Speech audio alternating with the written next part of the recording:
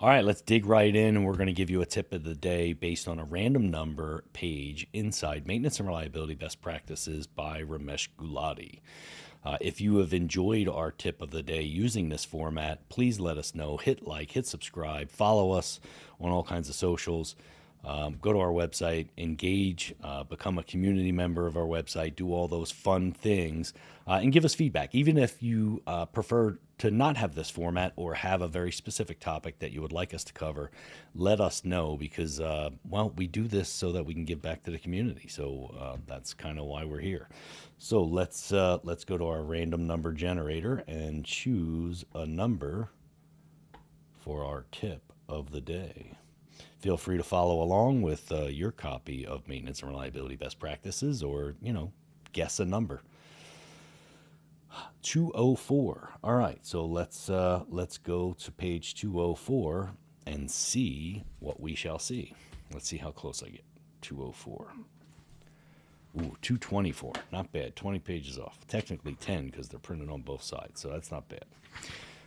Okay, 204 is a blank page. And so I get to talk about any damn thing I feel like talking about right now.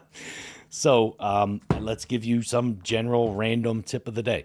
Random tip of the day is going to be to go understand your business, get acquainted with finance, and understand the cost of downtime. Specifically, if you're in manufacturing, this is a relatively easier thing to do. However, sometimes finance doesn't want to pretend like they know this data. Sit down with finance. They should be your best friend. Understand what a minute of downtime costs you. I'll give you an example. A recent client having an issue where bad corrugate makes it to the line, and they say it's no good and they put it aside, and management pretends like they're not going to make them use it, and then later makes them run it at the line. And when they do that, their OEE drops almost in half, down to like 30%.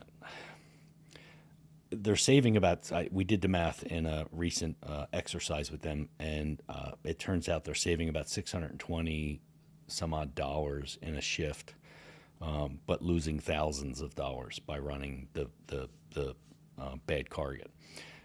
But the organization didn't know how to do the math or how to articulate back that it's a bad idea to run the crappy corrugate.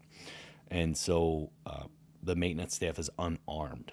You have to arm yourself in this industry, not because you're up against people that want to make it harder for you, but if you're not able to articulate why it's a bad idea, then there's no other options and you're stuck running the bad corrugate. So sit down with finance, understand the cost of downtime. If you are in non-manufacturing, there are still costs to downtime or to other things.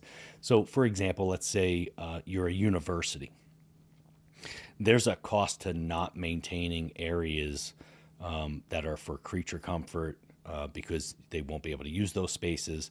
There is a negative impact to not maintaining areas that are along, say, the walking path when new students or potential students are touring the campus. That makes a big difference. And so there's a risk if those places are not always in tip-top shape. So regardless of what your business is, there's a way to articulate the value of the maintenance organization. And so make sure that you learn what that is inside your organization so you can arm yourself to make sure you're talking in the same language that the rest of the organization talks in, which is the return to the business. Your business purchases assets for a reason, and they operate and maintain those assets to get a specific value. And so if they are doing things that reduce the value proposition of the asset, they're not the right things. And so as a maintenance organization, it is our role to articulate risk to not receiving the value from an asset. So go learn your business, go sit with finance, go sit with operations, understand the business well enough to be able to articulate your needs, because your job is to make sure the assets can deliver maximum value, period. Operations job is to make sure they actually receive the value or operate them to a level of maximizing that value. But our job in maintenance is to make sure that the asset can deliver the value.